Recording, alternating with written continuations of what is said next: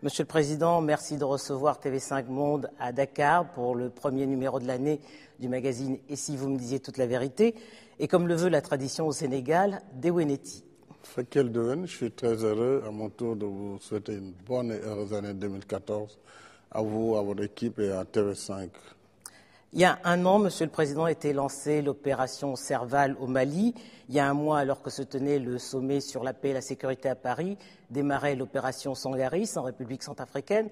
À la faveur de ces deux opérations françaises, quel est l'état de la sécurité en Afrique aujourd'hui? La sécurité en Afrique reste préoccupante puisque le continent, comme vous le savez, est un vaste territoire composé d'États en construction avec des fortunes diverses selon les pays. Et l'Afrique a été livrée à des forces asymétriques qui ont pu développer ça et là des trafics divers, trafic de drogue, trafic des armes, mais également le terrorisme, après avoir été frappé très durement en Asie, en Afghanistan et au Pakistan, s'est replié dans ces vastes territoires de l'Afrique où la présence des États n'a pas été toujours très forte. Et c'est ce qui a expliqué que le Sahel, par exemple, a été une zone de faiblesse, puisque ce sont des pays très vastes, sans moyens, ce qui est arrivé au Mali, mais également ce qui se passe aujourd'hui en Somalie et dans d'autres espaces africains. Je dois dire que le début de l'opération Serval a été salué pour la première fois à l'unanimité par l'ensemble du continent africain, y compris par l'Union africaine. Alors, depuis quelques jours, des drones sont positionnés au Niger. La région sahélo-saharienne est sous contrôle. Je suppose que cela vous rassure. Vous savez, oui, elle est sous contrôle, mais il y a encore des reliques, puisque les conséquences du conflit libyen avec l'effondrement du système politique et de l'État a entraîné aussi la pénétration de forces armées en masse en Afrique à travers le Niger, un peu le nord du Mali, le sud algérien. Et donc c'est une zone de haute préoccupation, en plus des réseaux dormants qui ont pu s'infiltrer dans les différents pays et pour lesquels nos gouvernements essaient de faire face au quotidien, puisque justement le terrorisme aujourd'hui n'épargne aucun pays au monde. Et n'importe quel pays peut être frappé n'importe quand, puisque ce sont des nationaux qui sont impliqués, que ce soit des Américains, on voit les citoyens américains, français, libanais, sénégalais ou autres, qui peuvent être enrôlés dans ces phénomènes. Et donc, il faut que tout le monde se mobilise, que nous fassions une coopération tant dans la surveillance des frontières que dans les moyens d'intervention rapide. Et justement, le sommet de l'Élysée a beaucoup réfléchi sur les questions de mise en œuvre des forces de réaction rapide pour l'Afrique. Alors, autre zone de conflit, c'est la Centrafrique. Pour rapatrier les Sénégalais qui vivent là-bas, vous avez affrété un avion. Alors, malgré l'opération Sangaris, la sécurité des populations est loin d'être assurée. Et ce n'est pas demain que des casques bleus pourront la garantir, puisqu'au dernier Conseil de sécurité, le Tchad s'y est vertement opposé. Alors, la situation en Centrafrique est très regrettable, puisque, évidemment, avec l'arrivée de la Séléka, le départ du président Bozizé, nous avons suivi l'escalade. Et d'un conflit politico-militaire, on a tourné vers un conflit religieux, ce qui est très déplorable, puisque à partir du moment où ça devient un conflit religieux, ça vire vers la guerre civile. Et c'est ce qu'il fallait redouter. Malheureusement, c'est arrivé en République centrafricaine. Il faudrait appeler le peuple centrafricain et ses dirigeants surtout à la raison pour que la réconciliation soit engagée, que la stabilité soit assurée, pour que le pays s'oriente vers sa mission fondamentale, celle d'assurer le développement du peuple centrafricain. En ce qui nous concerne, nous avions à peu près 600 compatriotes en Centrafrique. J'ai dû affréter 2 avions qui ont atterri d'ailleurs dans des conditions très difficiles, mais que nous avons rapatriés sains et saufs. Ils sont tous rentrés au pays. À l'heure où nous enregistrons cet entretien, Monsieur le Président, des voix s'élèvent pour réclamer la démission du président de transition, Michel Doutedia. Il est accusé de n'avoir pas réussi à stabiliser la Centrafrique depuis le coup d'État d'avril 2013. Est-ce que vous pensez que c'était une erreur de casting de l'avoir choisi? D'abord, on ne l'a pas choisi. Je crois qu'il est arrivé au pouvoir par... Il a quand même été désigné par la conférence de Libreville. Oui, la conférence de Libreville a apprécié une situation et a réagi par rapport à la donne réelle. Il était sur place à Bangui, il avait une milice, il avait des hommes armés, il avait le pouvoir. Donc, à partir de ce moment, un peu avant le pouvoir, ils avaient essayé de trouver un gouvernement d'union nationale, ce qui n'a pas fonctionné. Alors, en marge du sommet sur la paix et la sécurité à Paris, il a été beaucoup question d'économie. Avec ses 5% de taux de croissance, l'Afrique est un continent très courtisé. Comment vous avez accueilli l'appel au secours lancé par les entreprises françaises qui, ces dernières années, ont perdu d'importantes parts de marché sur le continent ? La France a bien fait de commanditer une étude, de voir ce qui se passe réellement sur le continent. Puisque très souvent, depuis Paris, on a des lectures parfois biaisées.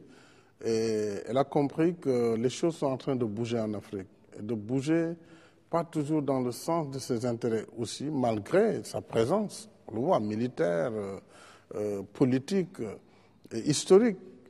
Mais la France aussi n'avait pas les outils qui lui permettaient d'être compétitive sur le continent. Et le président Hollande a bien pris conscience de ce fait en disant que nos entreprises n'arrivent pas à prospérer puisque nous n'avons pas les mécanismes financiers appropriés et donc il faut que la France intervienne dans ce cadre pour permettre à ces produits, souvent qui sont de bonne qualité, mais qui ont la réputation d'être souvent très chers, de pouvoir donc accéder au marché africain. Et dans ce cadre, le fonds d'accompagnement de 20 milliards d'euros qu'il vient de décider de mettre en place va certainement relancer la présence des entreprises françaises en Afrique, puisqu'elles ont l'avantage de connaître très bien le pays, l'Afrique, les hommes, les réseaux. Et je suis convaincu qu'après ce sommet de l'Élysée et la rencontre économique qui l'a précédé à Bercy, oui, nous verrons entre secteur privé africain et français une relance et aussi une présence plus grande de la France dans le domaine économique. Mais l'Afrique est ouverte. C'est-à-dire l'Afrique, aujourd'hui, traitera aussi avec de nouveaux partenaires comme la Chine, comme les BRICS, le Brésil, mais elle conservera, en tout cas c'est la politique sénégalaise, ses relations traditionnelles, privilégiées, avec la France naturellement, mais aussi avec tout le bloc comme les États-Unis, l'Angleterre et voilà tous les partenaires historiques. Les partenaires historiques traditionnels. Cela fait 21 mois, Monsieur le Président, que vous présidez aux destinées du Sénégal. Le collectif Y en a marre, qui s'était illustré pendant la campagne présidentielle, fait à nouveau entendre sa voix. Selon lui, les promesses sur le plan social tardent à se concrétiser. Est-ce que vous comprenez cette impatience ? Oui, je comprends cette impatience, encore qu'il faut relativiser. Dire que les choses tardent à venir, c'est vraiment ne pas nous juger selon les réalités de ce que nous faisons au quotidien. Il est vrai que lorsqu'un pouvoir arrive, on attend tout de suite, immédiatement. Ça, ce n'est pas possible. Il faut dire aux gens ce qui est possible.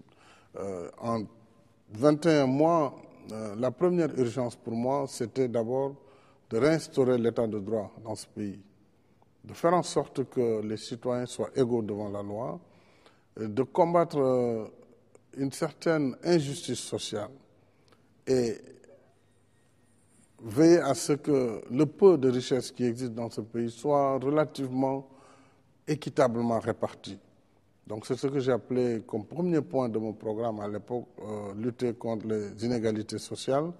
Et cela, nous l'avons réussi puisque depuis que je suis là, les transferts de ressources massivement de l'État central vers le milieu rural, vers les zones les plus défavorisées.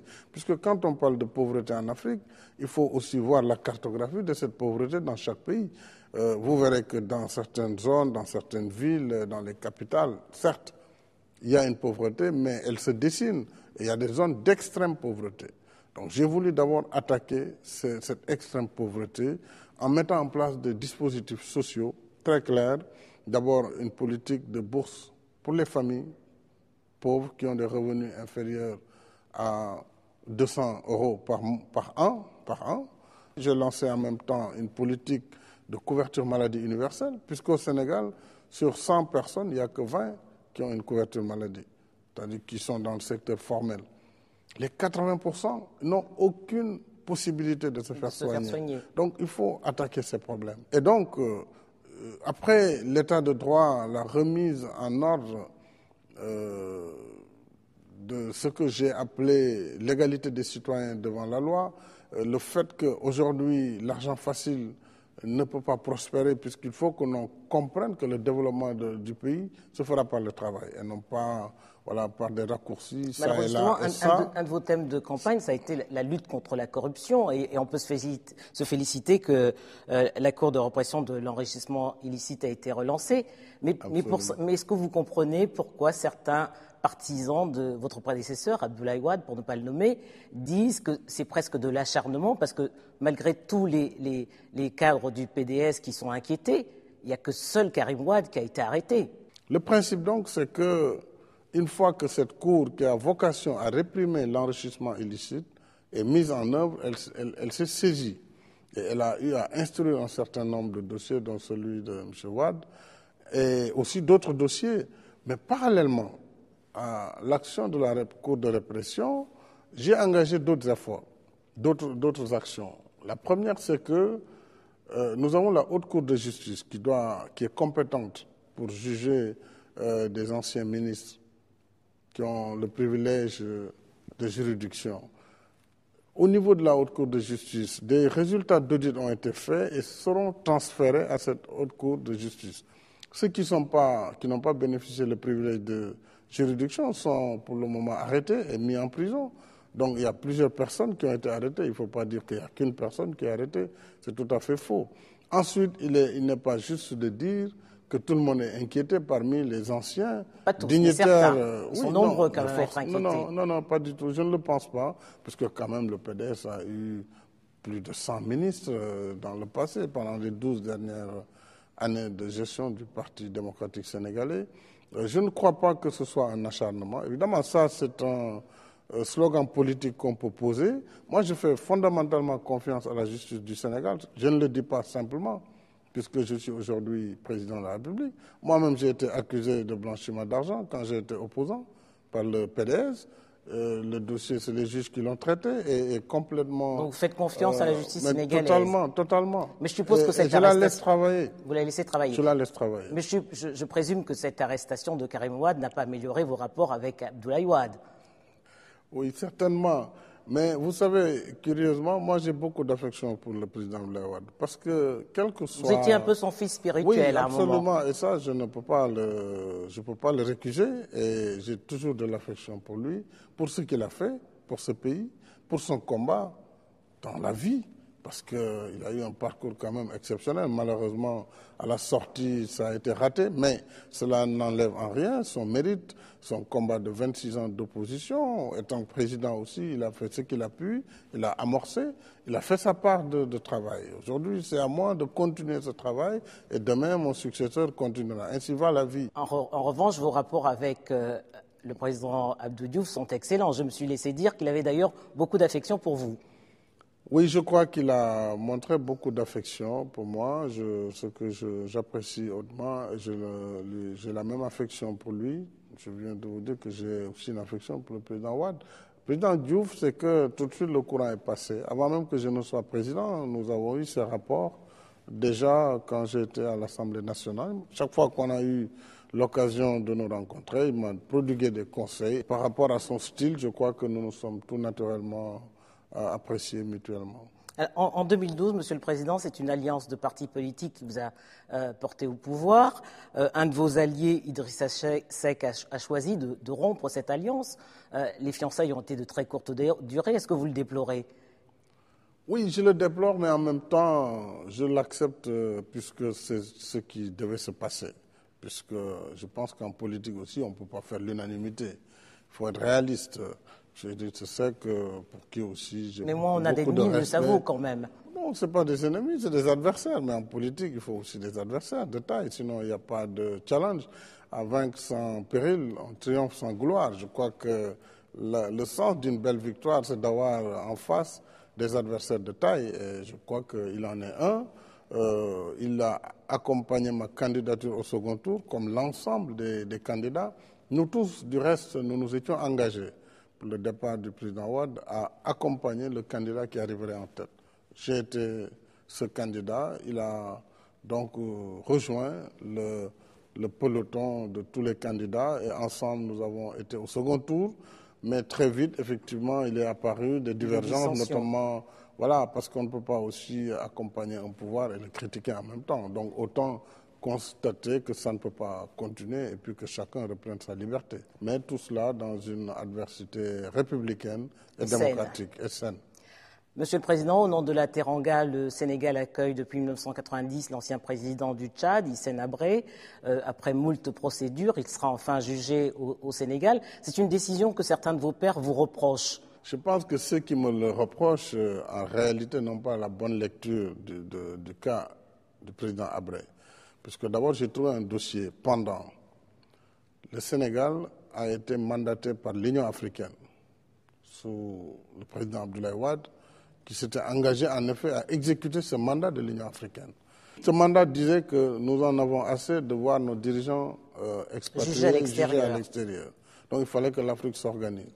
Et comme il était en asile au Sénégal et que la législation sénégalaise a été modifiée pour intégrer dans son droit positif les nouvelles dispositions de lutte contre les crimes contre l'humanité, crimes de guerre et génocide, et que ces dispositifs permettaient la rétroactivité. Donc, autrement, ce principe n'était pas applicable. À partir du moment où aussi, au même moment où je prenais fonction, il y avait la Belgique qui avait demandé l'extradition du président Habré, ce que j'ai refusé catégoriquement, puisque je considère que nous n'avons pas à extrader un ancien président africain dans ces conditions.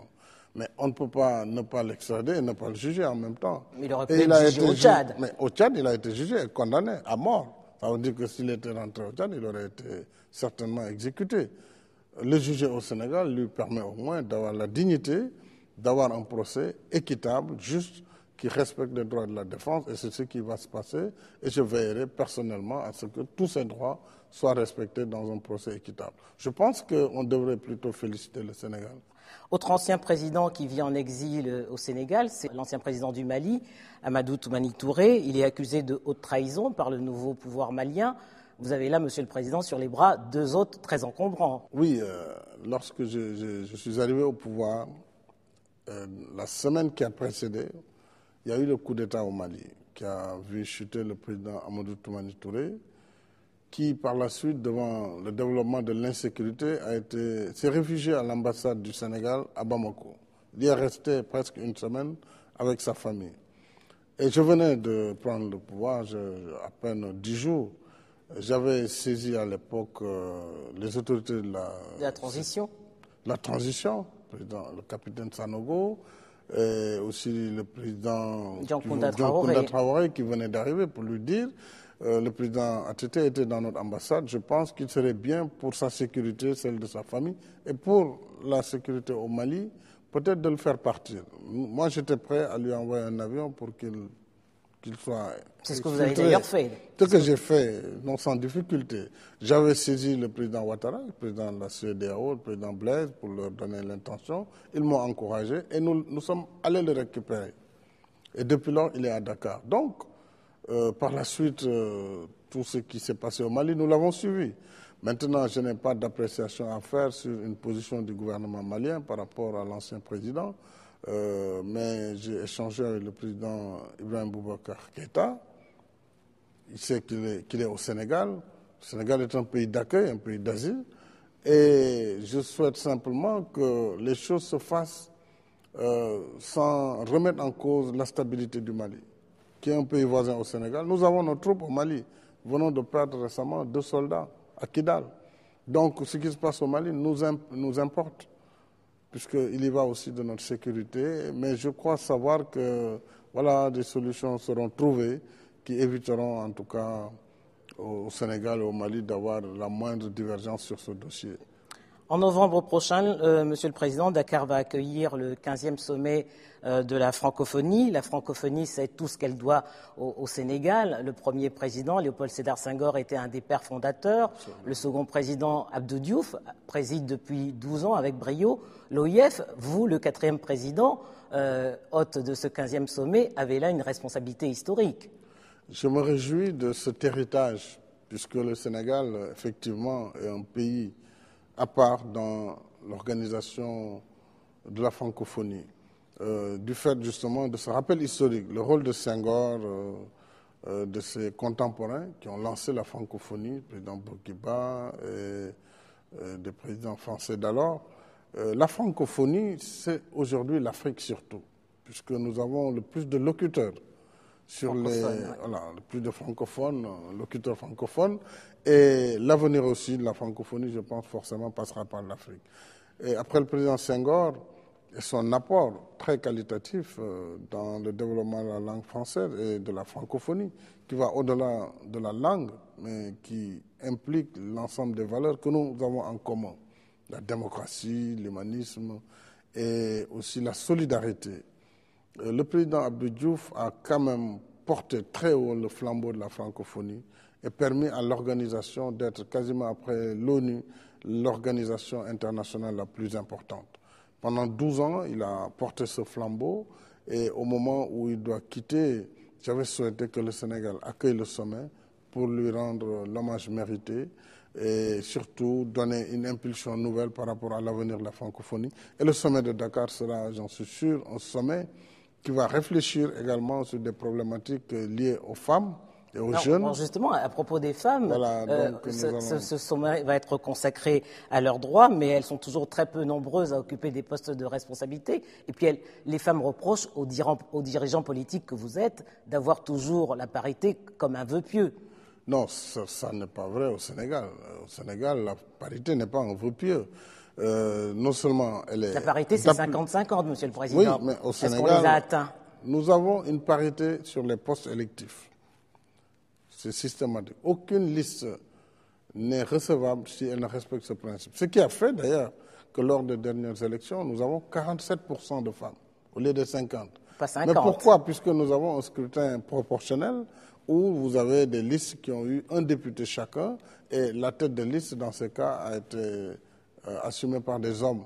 Mais autrement, c'est une parité absolue. Ensuite, au niveau de la responsabilité des femmes, moi, j'ai quand même donné beaucoup aux femmes sénégalaises. Aujourd'hui, j'ai un Premier ministre femme, le président du Conseil économique et social est une femme, donc deuxième personnalité, troisième et quatrième de l'État sont des femmes. Je viens de... La police nationale est dirigée par une femme, pour la première fois. Une inspectrice générale de police. Je viens de nommer un gouverneur de région. Je ne parle pas des multitudes de fonctions. Mais au gouvernement, il n'y a pas 50% de femmes, non, 50% d'hommes. Au gouvernement, il n'y a pas 50%. Là aussi, il faut comprendre, le gouvernement, ce n'est pas une question de parité non plus. Elle pourrait s'y appliquer aussi. Le gouvernement doit tendre vers la parité, mais c'est un processus. Il faut que les femmes aussi soient dans les partis politiques, mais surtout, il faut que les femmes instruites acceptent aussi le combat politique. Autrement, au gouvernement, nous avons beaucoup de femmes, mais si elles ne sont pas dans les partis, si elles ne sont pas impliquées, écoutez, il est difficile de les retrouver dans certaines instances. Il y a des femmes de valeur dans la société civile. Mais il y en a, j'en ai dans mon gouvernement, mais on ne peut pas faire un gouvernement de société civile non plus. Il faut que l'on comprenne que le gouvernement est avant tout un outil politique.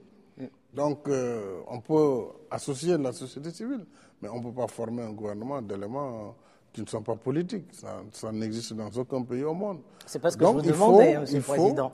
C'est pas ce que je vous demandais. C'est pour vous dire que si nous n'avons pas la parité, c'est parce que aussi, quelque part, l'engagement des femmes dans les partis, en politique, reste.